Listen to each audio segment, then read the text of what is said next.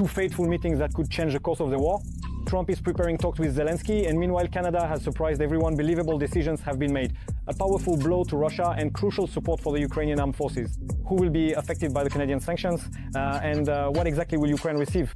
All the details coming up right now. Russia is stretching its forces toward Finland, while Helsinki is withdrawing from the mine treaty. Something irreversible could happen at any moment. The first Shahed drone with artificial intelligence has appeared in the skies over Ukraine. This is a real danger. Anti-drone traps are being urgently installed in the Sumy region. This is no longer a coincidence. The world is on the brink, and in the east, a hellish assault. Columns of equipment have burned, and the Ukrainian armed forces are repelling the attack. And that's not all. The collapse of Russia's tank power. Equipment losses have already surpassed 10,000. Moscow remains silent, but anxiety is growing in the general staff. What comes next? All this and more in this episode of Hotspot. Two fateful meetings that could change everything. Putin is urgently flying to Beijing. She is demanding a personal meeting. At the same time, Trump is preparing for talks with Zelenskyy. The world is holding its breath. Something may begin now that cannot be stopped. What to expect and what will be discussed, we'll find out in our report. Ukrainian defense forces repelled the offensive on Kostiantynivka and destroyed 18 armored vehicles and 13 motorcycles along with the occupiers inside them. Another 5 armored combat vehicles sustained varying degrees of damage. The occupiers are currently and actively trying to organize an operational encirclement of Ukraine's defense forces and reduce to the absolute minimum possible the number of personnel and equipment losses during the military assault operation on this settlement. Kostiantynivka is one of the locations that is part of the Slovyansk-Kramatorsk agglomeration. In order to capture this settlement at the present time, the occupiers will have to suffer enormous losses in manpower and equipment, just as they did in Bakhmut, where around 100,000 troops alone were lost. And the Russians have been unsuccessfully fighting for Chasiv Yar for a year and a half already. In the Toretsk direction, the occupiers are trying to advance toward Kostiantynivka. Heavy fighting is taking place in the area of the settlement of Delivka. Moreover, a noteworthy fact is that according to the analytical department of the competent initiative of Krasnochernozemai, anti-terrorist unit personnel from the FSB Directorate for the Donetsk region have been redeployed to the Toretsk direction. In the Toretsk direction on Tuesday, June 17th, Russian forces carried out a mechanized attack with at least a platoon-sized unit. During this attack, Ukrainian defense forces destroyed about 15 units of Russian heavy equipment and approximately 8 ATVs. Directly in the Kramatorsk direction, fighting is taking place in Chasiv Yar for control over areas of so-called private housing development. Ukrainian defense forces are holding their positions and moreover are successfully counterattacking. According to the Russian side itself, an FSB regiment has been transferred to Chasiv Yar this time, an entire FSB regiment. Again, this is evidence that there are virtually no operational reserves left in this direction. Ukrainian soldiers continue to capture occupiers.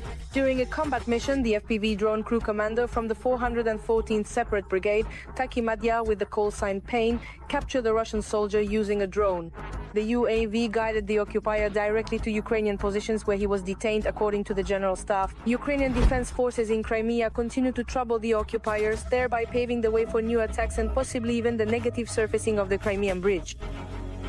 It is no coincidence that after the successful drone attack by the main intelligence directorate on air and missile defense systems, a large-scale strike was carried out using aerodynamic and aeroballistic weapons against the airfields of the Russian aerospace forces stationed in occupied Crimea.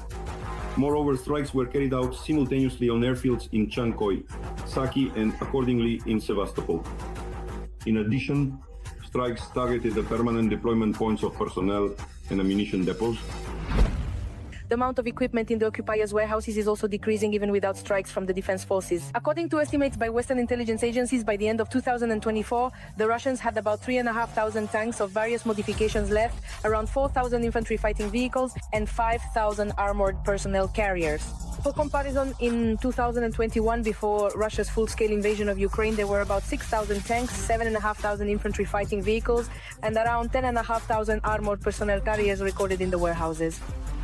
Despite its less than ideal situation, Russia continues to throw out crazy ideas and in some cases, though unsuccessfully, tries to expand the front line. The Kremlin dictator has repeatedly hinted that Odessa is a Russian city. However, we can say with confidence, Odessa is out of Russia's reach. The defense forces of Ukraine control the territories of both Mykolaiv and Kherson regions, and therefore the possibility of a direct breakthrough to Odessa region for the purpose of capturing it during a ground operation does not correspond to reality. The U.S. Special Representative for Ukraine, Keith Kellogg, will come to the country to meet with the self-proclaimed Belarusian president. The agenda of the meeting has not been disclosed, but it appears that the parties will be discussing the Ukrainian issue.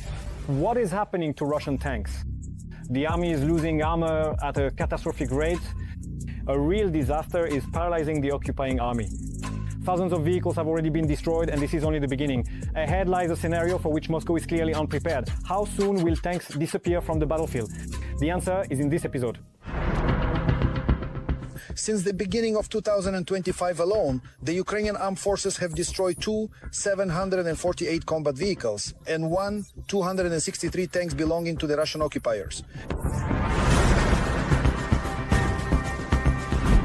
According to the American Institute for the Study of War, the Russian army has already used up more than half of its pre-war stock of tanks and armored vehicles.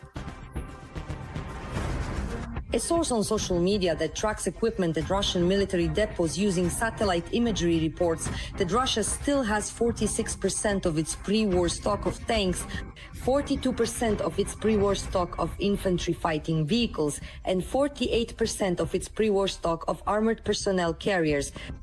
Images of 8 Russian military depots apparently show that Russia has emptied most of its vehicle storage facilities, and the social media source has estimated that Russia will likely exhaust its remaining stocks of tanks and armored vehicles by the end of 2025.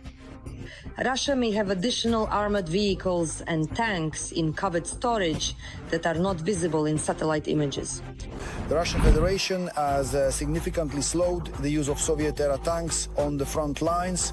Most likely the reason is their limited numbers, as well as the occupying army's shift to using motorcycles and all-terrain vehicles on the battlefield. This is because the gray zone is swarming with Ukrainian UAVs, for which tanks are easy prey. Russian troops have increasingly been using unarmored civilian vehicles, mainly motorcycles and all-terrain vehicles, across the entire theater of operations in Ukraine since late autumn 2024. Russia's increased use of motorcycles is an adaptation in response to the widespread strikes by Ukrainian drones on Russian armored vehicles and the excessive losses of armor that Russian forces suffered at the end of 2023 and in 2024. The losses of Russian armored vehicles are unsustainable and undermine Russia's ability to wage a prolonged high-intensity war.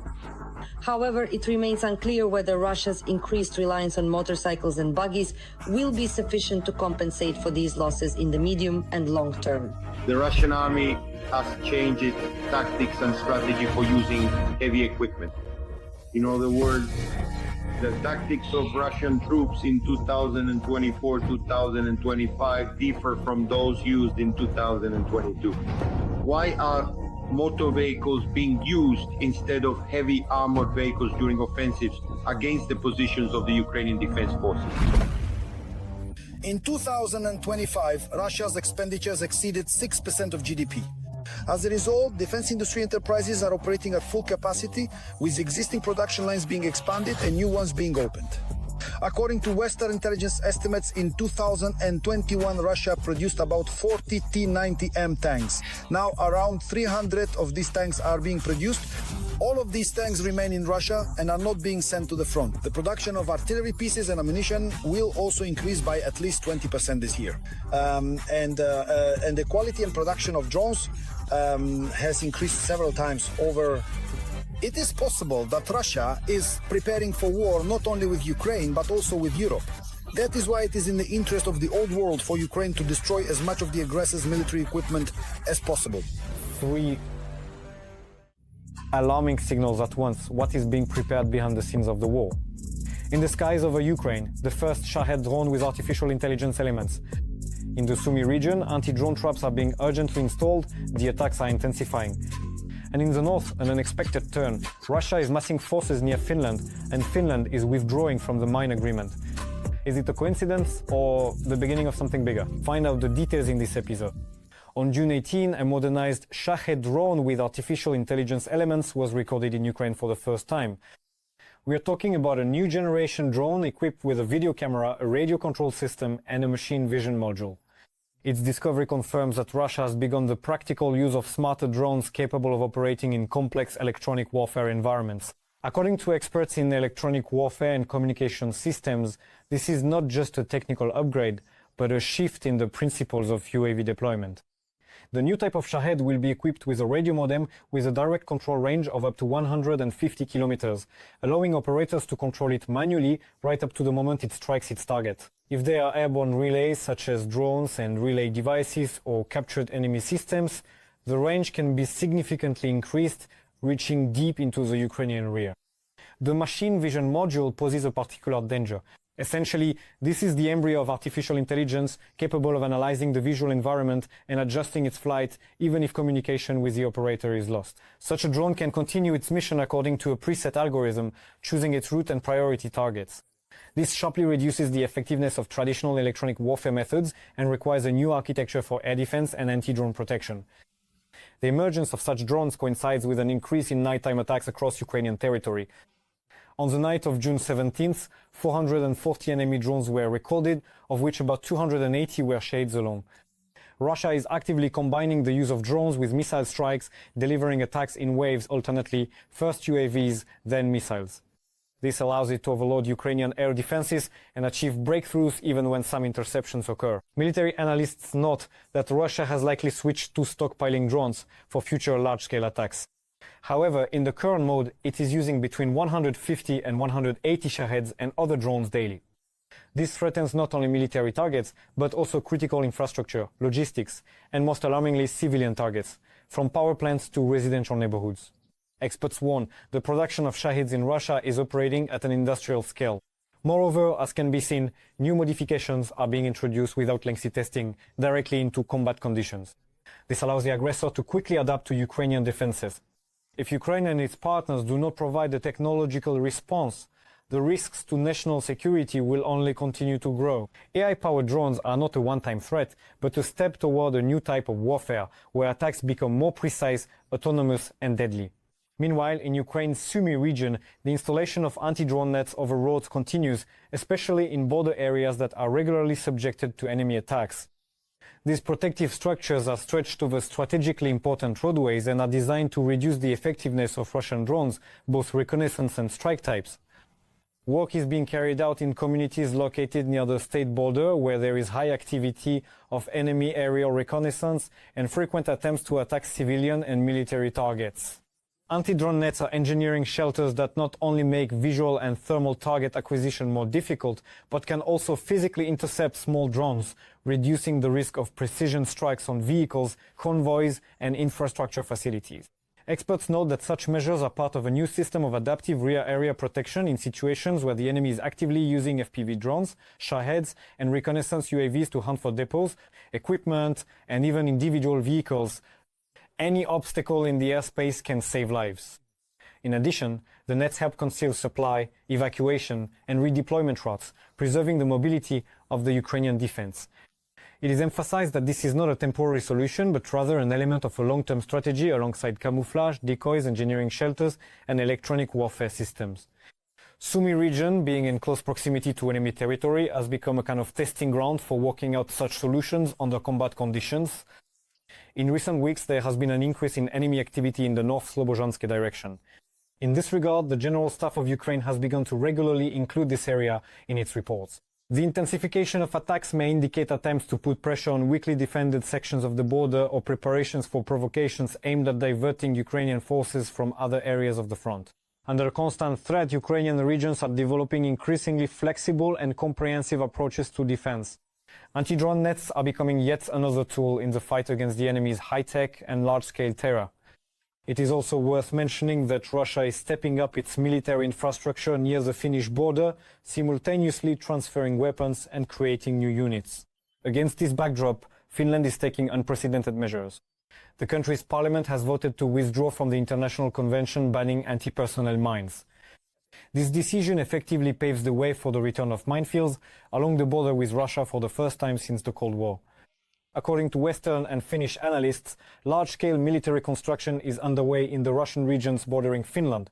For example, new buildings have been erected at the Lupcha-Savinia garrison, just 110 kilometers from the Finnish border.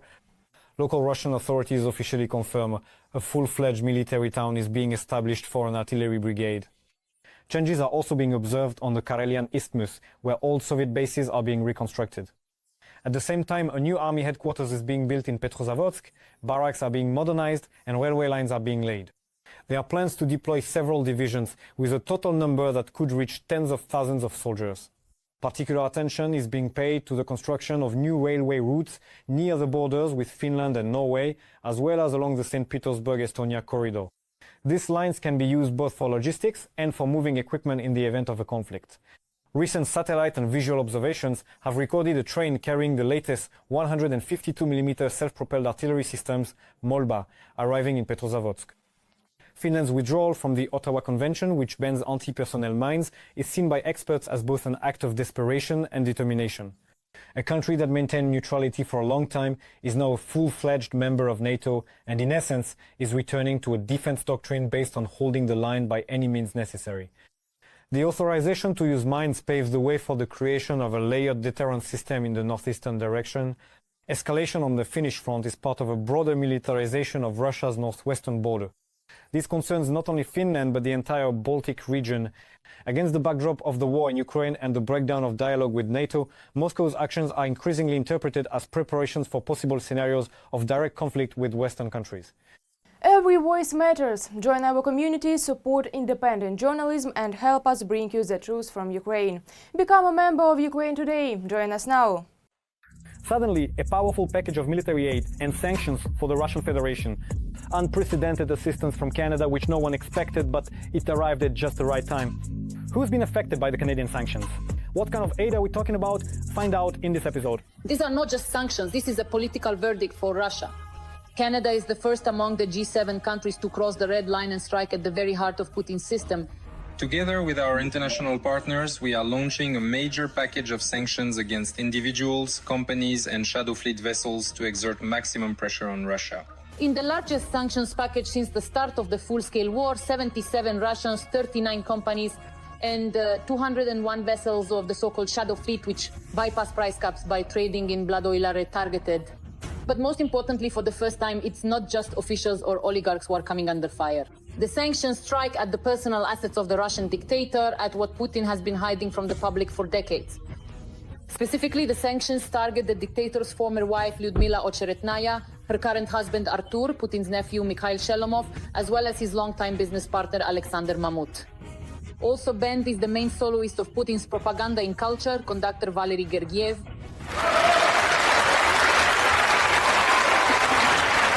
The list also includes the coach of the Russian national gymnastics team, Irina Viner, who has repeatedly publicly justified the war, a figure from the world of digital surveillance and control, Natalia Kaspersky, and the former Austrian foreign minister, Karin Kneißl, who danced with Putin at her wedding. To general applause, the Russian leader and Karin Kneißl danced on the terrace. Even the daughter and son-in-law of Boris Yeltsin, Tatiana and Valentin Numashev, are under sanctions figures who for a long time played a behind-the-scenes role in shaping the Putin regime. And perhaps the most prominent figure on this list is Anatoly Chubais, the architect of the privatization of the 90s, former head of Rusnano, and one of those who built a system from which authoritarianism later emerged. After February 24, 2022, Chubais fled Russia and settled in Israel. Canada has just imposed sanctions against everyone on our list of 50. Everyone! They didn't even change the order. Everything is exactly as we requested. This is a huge success. The Canadians have done an incredible job. But Canadian measures are not just about restrictions. Mark Carney announced a new package of military aid for Ukraine, almost $1.5 billion, as well as a loan of more than $2 billion, which will be provided using frozen Russian assets. Specifically, this will include drones, helicopters, and their munitions. We emphasize the importance of applying maximum pressure on Russia, which has refused to come to the negotiating table. Carney emphasizes the aid will be ongoing until Ukraine achieves a just peace. In my opinion, this is about significant, substantial assistance and continued pressure on the Russian Federation. And this will push Russia to sit down at the negotiating table more quickly because its economy will continue to decline more and more. In addition, the EU continues to work on the 18th sanctions package. It includes new restrictions against Russia's energy and banking sectors, as well as against transactions related to the Nord Stream project. It is in this context that the contrast with Donald Trump is felt especially sharply. The US president left the G7 summit early, missing a meeting with Volodymyr Zelenskyy. On his social media platform, he justified himself by saying that it was about something much more important than discussing the war in Europe. He rejected the idea of strengthening sanctions against Russia. According to him, it is too expensive for America. Sanctions cost us a lot of money. When I impose sanctions on a country, it costs us a lot of money, an enormous amount of money. It's not just let's sign a document. We're talking about billions and billions of dollars. Sanctions are not that simple. It's not just a one-way street. And once again, we see the same old scenario. Europe pushes, Canada decides, and the US does nothing. President Trump stated that he has his own deadline for when to impose sanctions against Moscow. The question is when and at what cost? Today, it was Canada that showed what real leadership looks like, not just in words, but in actions. Canada struck where Russia still hoped to feel untouchable. Two fronts are on the brink at once. What is Russia planning? The Russian Federation is provoking Finland. NATO fighter jets are already in the sky. At the same time, there is a hellish assault in the east. The armed forces of Ukraine are destroying columns of equipment. The escalation is intensifying. Find out what will happen next and who will stop this in this episode. The bunker dweller has come out among people again. On the night of June 19th, Putin held a meeting with the heads of the world's news agencies. The balance of power was between the victors, but now one of the victors is gone. The Soviet Union collapsed. And then all the Westerners started rewriting all these rules for themselves. What rules? During the press conference, the Kremlin dictator spoke about the war in Ukraine, the situation in the Middle East, and peace negotiations. There, most likely, the task was to shape a certain Russian position for the global public, which would allow him to relate to the Western public, or at least create the appearance of doing so. And basically, Putin didn't say anything new or particularly unexpected. The first thing the Russian dictator did was to cynically lie. He justified the massive missile strikes on Ukrainian cities by claiming that the supposed targets were defense industry facilities. If your journalists had seen how entire residential neighborhoods were destroyed by our missiles, they probably wouldn't have been able to tell you anything about it. They wouldn't have survived. If they saw anything at all, it was from a distance, and the strike was not on residential neighborhoods, but on defense industry facilities.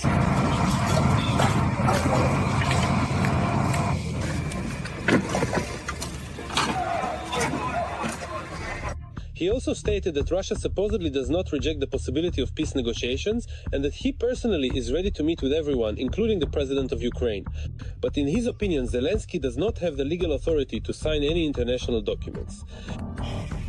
I'm even ready to meet, but only if it's some kind of final stage, so that we don't just sit there endlessly dividing things up, but actually put an end to it. But the final signature must be that of legitimate authorities. His words are a form of influence. The goal is to create a certain positive impression about the necessity of accepting Russia's maximalist demands. The fake illegitimacy of Zelenskyy is probably his own personal vendetta. He's trying to push this topic and sell this idea to Trump, suggesting that perhaps the root of solving the war problem lies in the change of power in Ukraine. Vladimir Putin agreed with Trump's assertion that if he had been president of the United States during the previous term, the war in Ukraine supposedly would not have started. He also called the idea that Russia might attack NATO countries nonsense. The legend that Russia is planning to attack Europe, to attack NATO countries, is that very same incredible lie that they are trying to make the population of Western European countries believe. But we understand that this is nonsense. Yes, this is the very same nonsense that Peskov, Lavrov and Putin himself all shouted in unison that Russia would not attack Ukraine or occupy its territories. The appearance of Russian troops near Kyiv and other Ukrainian cities is not connected to any intention to occupy this country. We have no such goal Putin lies systematically, deliberately, brazenly, and with a certain jeweler's finesse. The Russian Federation has military plans for subsequently escalating the conflict with the countries of the North Atlantic Alliance. They have security protocols and rules of engagement for conducting military operations. But in the event of either repelling a NATO strike, as they put it, or in the case of an attack or provocation by NATO countries, Putin also mentioned the situation in the Middle East. He stated that it would be right for all parties involved in the Iran-Israel conflict to reach an agreement that takes into account the interests of all sides. According to him, the agreement should take into account Iran's right to peaceful nuclear energy, including not only in the energy sector, and Israel's right to unconditional security. For Putin, this is an attempt to return to the big global game and agenda. For Putin, this is an attempt in the long run to play both the Iranian card and the Ukrainian card to his own advantage. And I think the White House administration should understand this. The dictator also recalled the friendly relations with China, with military technical cooperation and military cooperation. And of course, this is extremely important in order to guarantee the stability of world affairs. Today, by the way, Putin and Xi Jinping had a telephone conversation. The main topic allegedly was the war between Iran and Israel. However, in reality, Xi summoned Putin to China on August 31st. Well, once again, to demonstrate strategic partnership and unity in foreign policy objectives, we understand that China and Russia are getting closer and closer, united by common anti-Western agenda and rhetoric. While Putin and Xi were only able to communicate by phone, the president of Ukraine, Zelenskyy, may have a face-to-face meeting with the American leader Donald Trump as early as next week during the NATO summit in The Hague. Shock! The states are washing their hands of it. Trump is so openly afraid to put pressure on Russia that the president's administration has even shut down the commission responsible for pressuring Russia. How will this affect the negotiation process, and what should we expect? Find out in this episode. Is there really no one left to put pressure on Russia? Reuters reports that the White House has disbanded a secret anti-Russian group. This very group was supposed to develop strategies for pressuring Russia. Anything is possible. This group might not have even been a group. But on the other hand, we know that sanctions are handled well, for example, by people like Lindsey Graham and some other senators. And it seems to me it would actually make more sense if they were the ones leading such a group. Obviously, it's useful to see which sanctions are effective and which ones aren't. But a lot of people are working on this. So if this is only about sanctions, well, I think they could manage even without this group. Whether it existed or not, in any case, it didn't last long. The group was created in the spring of this year, but by May its activities had essentially ceased. The reason was Trump's own reluctance to escalate tensions with the Kremlin.